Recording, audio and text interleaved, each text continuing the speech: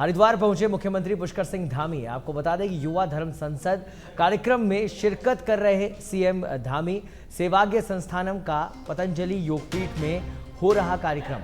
Swami Ramdev VHP के उपाध्यक्ष चंपत राय मौजूद हैं इस कार्यक्रम में।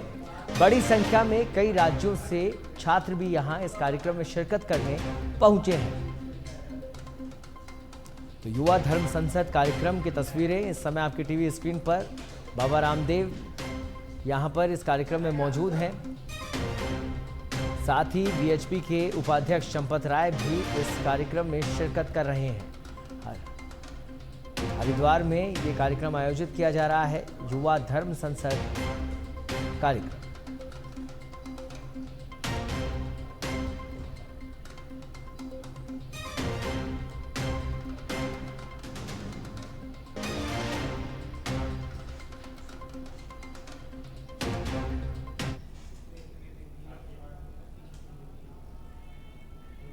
तो पतंजलि योगपीठ में इस कार्यक्रम का आयोजन दीप प्रज्वलन के साथ विधिवत रूप से इस कार्यक्रम का आयोजन किया गया। स्वामी रामदेव इस कार्यक्रम में शिरकत कर रहे हैं। इन तस्वीरों में आप देख सकते हैं मुख्यमंत्री पुष्कर सिंह धामी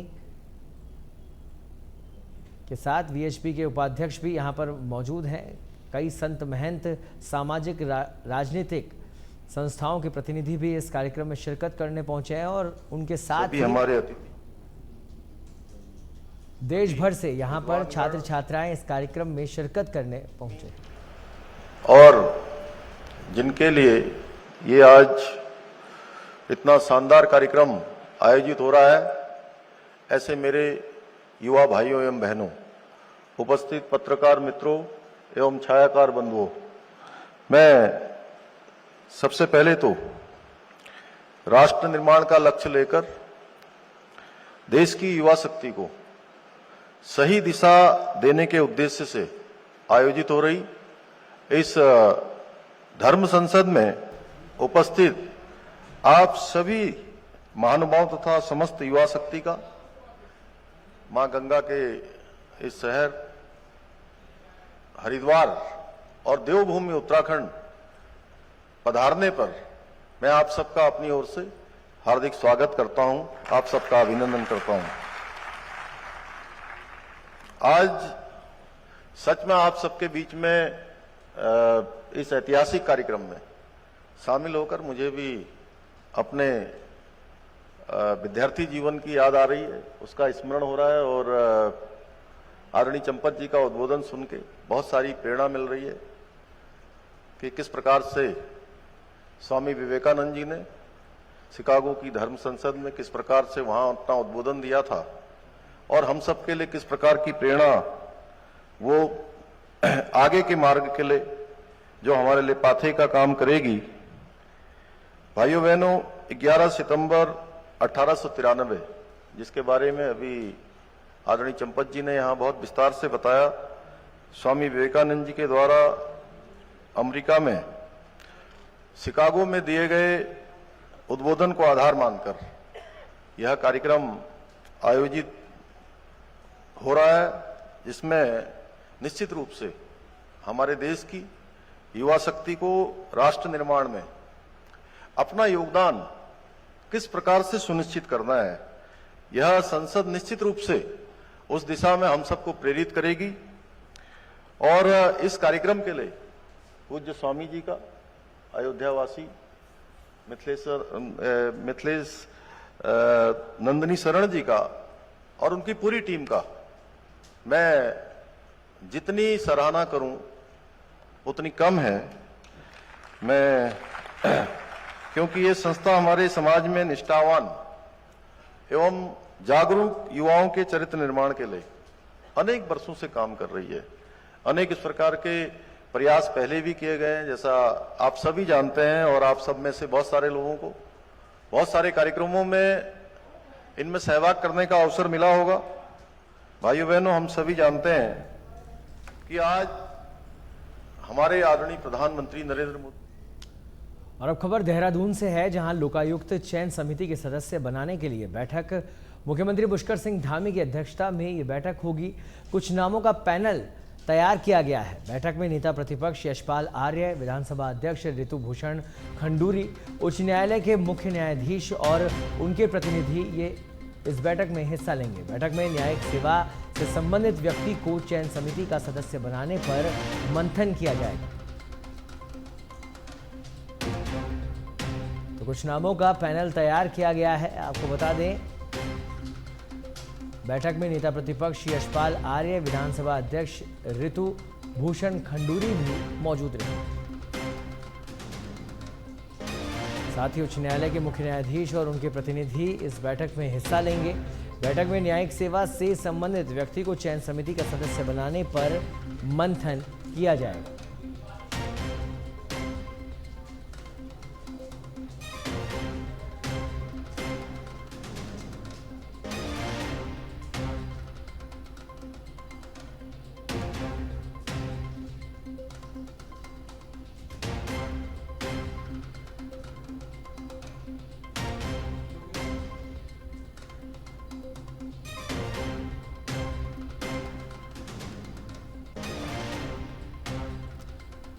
और इस खबर पर अधिक जानकारी के लिए हमारे साथ जुड़ गए हैं हमारे संवाददाता योगेश सेनवाल। योगेश, क्या कुछ अपडेट फिलहाल इस खबर पर?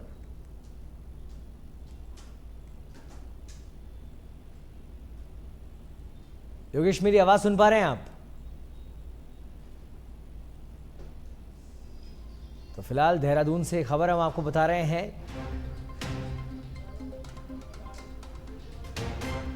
जहां लोकायुक्त चयन समिति के सदस्य बनाने के लिए बैठक का आयोजन।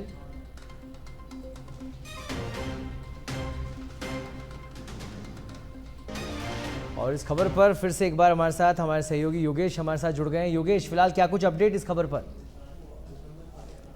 ये आपका सवाल नहीं सुन पाया था योगेश। लोकायुक्त चयन समिति के सदस्य बनाने के लिए बैठक का आयोजन किया जा रहा है। तमाम नेता प्रतिपक्ष के नेता भी उसमें मौजूद होंगे। उच्च न्यायालय के मुख्य न्यायाधीश, उनके प्रतिनिधि भी हिस्सा लेंगे। फिलहाल क्या कुछ अपडेट इसे लेकर? जी बिल्कुल, आपको बताना चाहेंगे कि 15 सितंबर को जो है वो बैठक होगी। और सबसे बड़ी बात यह है कि बहुत ही महत्वपूर्ण इस बैठक को माना जाएगा, क्योंकि लोकायुक्त जो है वो बहुत ज्यादा जरूरी है। उत्तराखंड में लगातार इसको लेकर मांग चल रही थी और बैठक में जो नेता प्रतिपक्ष है यशपाल आर्य, विधानसभा अध्यक्ष खंडूरी और उच्च न्यायालय के जो मुख्य न्यायाधीश है वो प्रतिनिधि हिस्सा लेंगे इसमें। और ये पूरी की पूरी बैठक जो है ये इसी पर होगी कि लोकायुक्त का रूप क्या होगा। वैसे लोकायुक्त को लेकर पूरी की पूरी एक पूरा रूप रंग बन चुका है उसका। उत्तराखंड में लोकायुक्त कभी भी लागू हो सकता है, लेकिन इतना जरूर है कि उसको जब प्रवर समिति में भेजा गया था तो उसके बाद कहा गया था कि क्या कुछ इसमें जो है जोड़ा जा सकता है, क्या कुछ इसमें जो है अलग से रहेगा, उसी को लेकर ये बैठक है। जी योगेश, खबरें ये भी आ रही है कि एक पैनल पहले से बनाया गया है जिसमें लोगों के नाम भी है। कौन कौन वो लोग हैं, किस तरह से पैनल में लोगों का चयन किया गया है, उसको लेकर क्या कुछ जानकारी?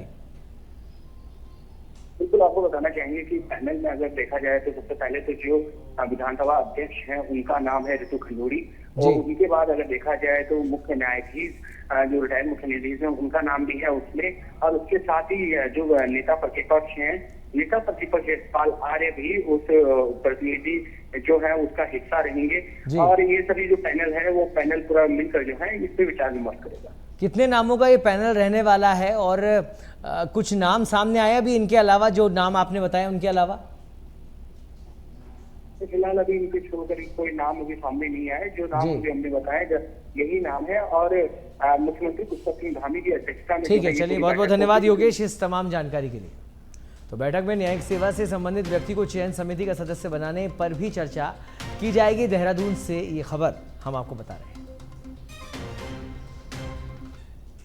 उत्तराखंड के पूर्व मुख्यमंत्री हरीश रावत के बयान पर उत्तराखंड सरकार के कैबिनेट मंत्री सुबोध उनियाल ने भी इसका जवाब दिया है। उनका कहना है कि ये बात कभी किसी ने गलत नहीं कहा कि उत्तराखंड में अन्य धर्म के लोग नहीं रहते हैं। खासतौर पर पहाड़ी क्षेत्रों में भी अन्य धर्म के लोग रहते हैं, लेकिन जो बात अभी सामने आ रही है यह उन लोगों के लिए है जो कुछ ही समय में उत्तराखंड में आकर बस गए हैं, साथ ही जो जानबूझकर यहाँ की डेमोग्राफी को चेंज करने की कोशिश कर रहे हैं। उनको सरकार रोकने की पूरी कोशिश कर रही है।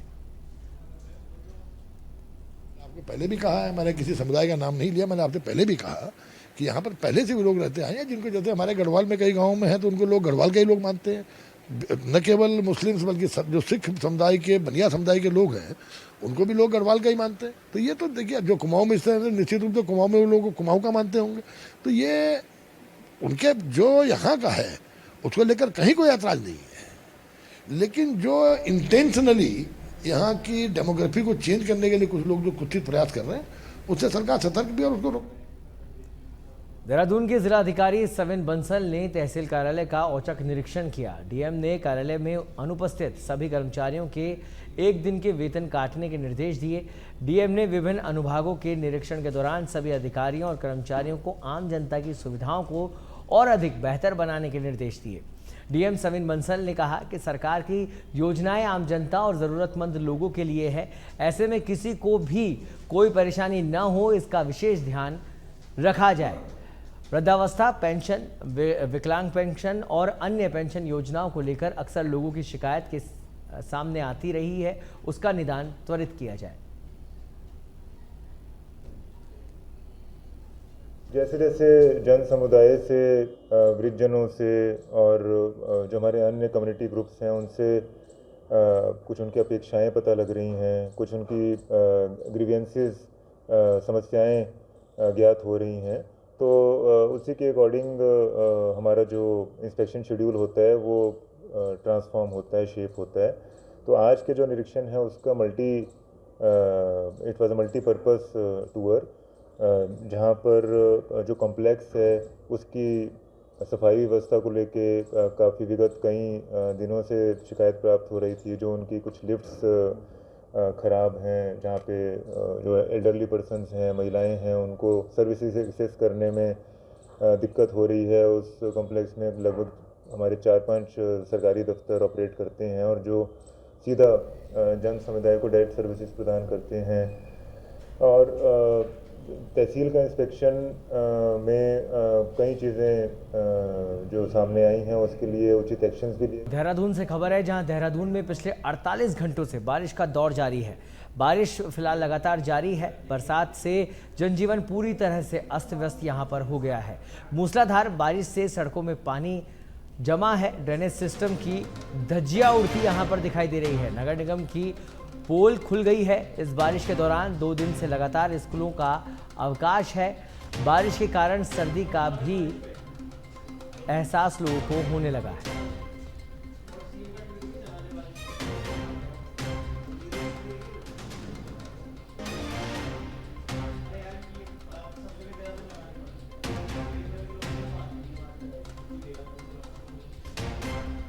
बरसात से जनजीवन पूरी तरह से अस्त व्यस्त। देहरादून से खबर हम आपको बता रहे हैं, मूसलाधार बारिश से सड़कें जलमग्न हो चुकी है।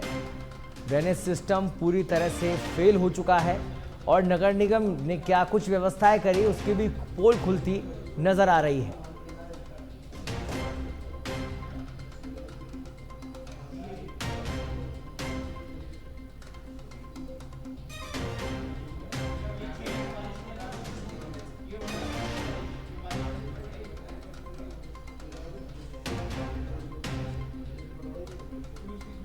फिलहाल लगातार बारिश के चलते लोगों को सर्दी का एहसास यहां पर होने लगा है। और इस खबर पर अधिक जानकारी के लिए हमारे साथ जुड़ गए हमारे संवाददाता योगेश सेनवाल। योगेश, बारिश को लेकर फिलहाल क्या कुछ अपडेट है, क्योंकि जो तस्वीरें वहां की सामने आ रही है, खबरें आ रही हैं कि जनजीवन पूरी तरह से अस्त व्यस्त हो चुका है और खासतौर पर नगर निगम की जो व्यवस्थाएं थी उनकी पोल खुलती नजर आ रही है, क्या कुछ अपडेट?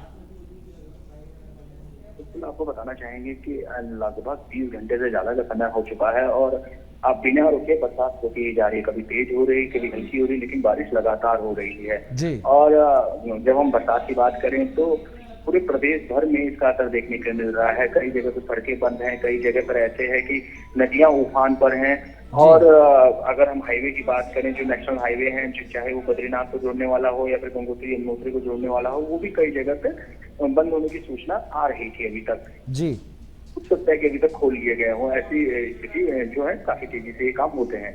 और फिलहाल अगर बात करें देहरादून की भी बात करें तो देहरादून में भी स्थिति ऐसी है कि देहरादून में पानी भर गया था कई जगह पर, लेकिन देहरादून में पानी ज्यादा देर तक रुकता नहीं है। बस इतना जरूर है कि नालियां चौक हो रखी रही तो पानी भर जरूर जाता है।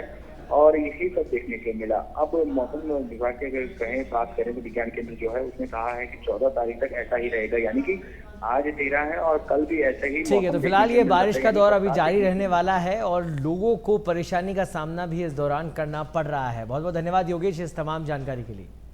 और अब सीएम पुष्कर सिंह धामी का एक्सपोस्ट आपको बता दें, उन्होंने एक्सपोस्ट पर लिखा है, प्रदेश के विभिन्न क्षेत्रों में हो रही अतिवृष्टि के संबंध में अधिकारियों से जानकारी प्राप्त की। भारी बारिश के दृष्टिगत जिला अधिकारियों सहित एसडीआरएफ की टीमों को सतर्क रहने के लिए निर्देशित किया गया है। समस्त प्रदेशवासियों से आग्रह करता हूं कि अनावश्यक यात्रा ना करें। तो लगातार अतिवृष्टि के चलते सीएम पुष्कर धामी का ये एक्सपोस्ट। पौड़ी के बाल संरक्षण गृह प्रशासन की मुश्किलें अब बढ़ती हुई दिखाई दे रही है। 17 वर्षीय किशोर की मौत का मामला अब तूल पकड़ता हुआ दिखाई दे रहा है। इस पूरे मामले पर गढ़वाल कमिश्नर विजय शंकर पांडे ने मजिस्ट्रेट जांच कराने के आदेश कर दिए हैं। गढ़वाल कमिश्नर विनय शंकर ने इस घटना को चिंताजनक बताया। उन्होंने कहा कि इस तरह की घटना बाल संरक्षण गृह में नहीं होनी चाहिए थी। फिलहाल इसकी मजिस्ट्रेट जांच के बाद ही पता लग पाएगा कि किन कारणों से किशोर की जान गई। वहीं जांच में दोषी पाए जाने वाले लोगों के खिलाफ सख्त कार्रवाई की जाएगी। पुलिस पूरे मामले की जांच में जुटी हुई है। पुलिस सीसीटीवी कैमरा के आधार पर इस समय पड़ताल में जुटी है, जिससे पता लग पाए कि आखिरकार किशोर ने इस तरह का कदम क्यों उठाया। लेकिन सवाल यह है कि यहां तैनात सुरक्षाकर्मी ने आखिर तुरंत संज्ञान क्यों नहीं लिया। फिलहाल यह सब जांच का विषय है, जिस पर अब मजिस्ट्रेट जांच होगी। देखिए, ये प्रकरण वास्तव में काफ़ी चिंताजनक है। अब चूंकि ये दुखद घटना हुई है तो इसमें जो हमारा एक एसओपी फिक्स निर्धारित होती है, इसकी मजिस्ट्रियल जांच भी होगी और जांच में देखा जाएगा कि ये क्या कारण थे, किन परिस्थितियों में ऐसा हुआ। मसूरी देहरादून मार्ग पर दुर्घटनाएं कम होने का नाम नहीं ले रही है। लगातार एक के बाद एक कार दुर्घटनाएं होती जा रही है और कई लोग इसमें अपनी जान गंवा चुके हैं। अक्सर देखा गया है कि हादसा या तो तेज रफ्तार या फिर नशे के कारण होते हैं। मसूरी देहरादून मार्ग पर मैगी पॉइंट के निकट मसूरी घूमने आए नोएडा के पर्यटकों की कार मसूरी से देहरादून की ओर आ रही थी। सुबह करीब 5 बजे ऋषि आश्रम के पास शिवालिक मैगी पॉइंट मोड़ पर कार अनियंत्रित होकर गहरी खाई में गिर गई, जिसकी सूचना स्थानीय लोगों द्वारा पुलिस को दी गई। इसके बाद मौके पर Mussoorie police fire service SDRF की टीम ने पहुंचकर गहरी खाई से लोगों को बाहर निकाला। कार में फंसे सभी 6 सवारियों को खाई से बाहर निकाला गया। कार में सवार 2 लोगों ने मौके पर ही दम तोड़ दिया, जबकि 4 लोगों को दून अस्पताल ले जाया गया। मैं फायर अफसर मसूरी, ये है 5:45 की लगभग की घटना है, जिसमें कि हम लोग को सूचना मिली कि एक गाड़ी गिरी है। तो हम आनंद फानन में यहाँ से भी आए, फिर मैंने देहरादून से भी फायर सर्विस को बुलाया और मसूरी की भी आए, स्थानीय सभी पहुँच गए थे। और ये गाड़ी बताते हैं वो गाजियाबाद के थे इसमें लोग, जो कि मसूरी घूमने आ रखे थे। और ये गाड़ी लगभग 150-60 मीटर नीचे खाई में गिरी। इसमें 6 आदमी सवार थे, जिसमें से कि 4 को पहले भेज दिया। और मैं फायर अफसर मसूरी, ये है 5:45 की लगभग की घटना है, जिसमें कि हम लोग को सूचना मिली कि एक गाड़ी गिरी है। तो हम आनंद फानन में यहाँ से भी आए, फिर मैंने देहरादून से भी फायर सर्विस को बुलाया और मसूरी की भी आए, स्थानीय सभी पहुँच गए थे। और ये गाड़ी बताते हैं वो गाजियाबाद के थे इसमें लोग, जो कि मसूरी घूमने आ रखे थे। और ये गाड़ी लगभग 150-60 मीटर नीचे। उत्तराखंड की केदारनाथ सीट पर उपचुनाव होने हैं। आपको बता दें कि केदारनाथ सीट से विधायक रही सैला रानी रावत के निधन के बाद यह सीट रिक्त हो गई है। उपचुनाव को लेकर राजनीतिक पार्टियों का जनता के बीच जाना शुरू हो गया है। सभी राजनीतिक पार्टियां अपने अपने जीत के दावे भी करती हुई नजर आ रही है। खासकर बीजेपी का इस सीट को लेकर विशेष फोकस है। पार्टी जिस प्रकार का लोकतांत्रिक संगठन है, राजनीतिक दल है, वो चाहे छोटा चुनाव हो, बड़ा चुनाव हो या कोई भी चुनौती हो, हर अवसर पर कांग्रेस का, बीजेपी का कैडर पूरी तरह से तैयार रहता है। 24/7 हमारे कार्यक्रम लगातार चलते रहते हैं और इसी नाते अब केदारनाथ का जब भी उपचुनाव संपन्न होगा, भारतीय जनता पार्टी उसकी भी तैयारी कर रही है। कार्यकर्ताओं का डिप्लॉयमेंट कैसे, किस स्तर पर किया जाना है, हमारे ब्लॉक स्तर पर कौन कार्यकर्ता जाएगा, हमारे शक्ति केंद्र स्तर पर कौन कार्यकर्ता जाएगा, हमारे बूथ स्तर की कौन सी कार्यकर्ता उसकी देखभाल करेंगे, उसकी जिम्मेवारी लेंगे। तो हमारा पूरा सेटअप तैयार हो रहा है और उसी नाते भारतीय जनता पार्टी के नेतृत्व ने कुछ मंत्रीगणों को भी इस काम पे लगाया है। निश्चित तौर पर केदारनाथ दून अस्पताल के दंत रोग विभाग में तकनीकी कर्मियों की कमी के कारण आरसीटी कराने के लिए मरीजों को लंबा इंतजार करना पड़ रहा है। आरसीटी के लिए 1 महीने बाद की तारीख दी जा रही है। दून अस्पताल के चिकित्सा अधीक्षक डॉक्टर अनुराग अग्रवाल ने बताया कि आरसीटी एक लंबी प्रक्रिया है जो व्यक्ति के दांत की जड़ों में फैले संक्रमण पर निर्भर करती है। उन्होंने बताया कि अगर आरसीटी कराने वाले व्यक्ति की हीलिंग पावर अच्छी है तो 15 से 20 दिन में आरसीटी की प्रक्रिया पूरी हो जाती है। जो हमारे वार्ड बॉय और टेक्नीशियन के पद खाली हैं उनको भरने की पूरी कवायद जारी है। इसमें बहुत सारी जो पद हैं हमें आउटसोर्स के जरिए भरने होते हैं, तो उनको हम हमेशा लिखते हैं जब भी यहाँ पद खाली होते हैं, तो उनका अपना एक प्रोसेस है, उसके थ्रू आ जाएंगे। बीच में जो इलेक्शन की वजह से आचार संहिता लगी थी तो उसमें कुछ चीज़ों में देरी हुई, लेकिन मैं उम्मीद करता हूँ कि बहुत जल्दी ये पद सब भरे जाएंगे। लेकिन आरसीटी में तो मैं मान के सकता हूँ कि आरसीटी तो यहाँ रेगुलर बेसिस पर जारी है। इसमें हमारे 2 टेबल हैं, तो दोनों टेबल पर आरसीटी की जाती है। क्योंकि आरसीटी एक लंबा प्रोसेस है, तो एक दिन में 1 या 2 ही इसमें कर पाते हैं डॉक्टर, तो इसमें थोड़ी लाइन रहना हो सकता है। फिर देहरादून के पलटन बाजार में आग लगने अथवा किसी आकस्मिक स्थिति से निपटने के लिए दमकल के वाहनों के पहुंचने के रिस्पांस टाइम जानने के लिए मॉक ड्रिल का आयोजन किया गया। मॉक ड्रिल के दौरान दमकल के 2 बड़े वाहन घंटाघर तथा डिस्पेंसरी रोड से पलटन बाजार में प्रवेश कराए गए। बिना रुके निर्बाध रूप से पलटन बाजार होते हुए ढामावाला लखीबाग क्षेत्र में दोनों वाहन बाहर निकले। विगत कई दिनों से दून पुलिस द्वारा पलटन बाजार में अस्थायी अतिक्रमण को हटाने के खिलाफ कार्रवाई चल रही है।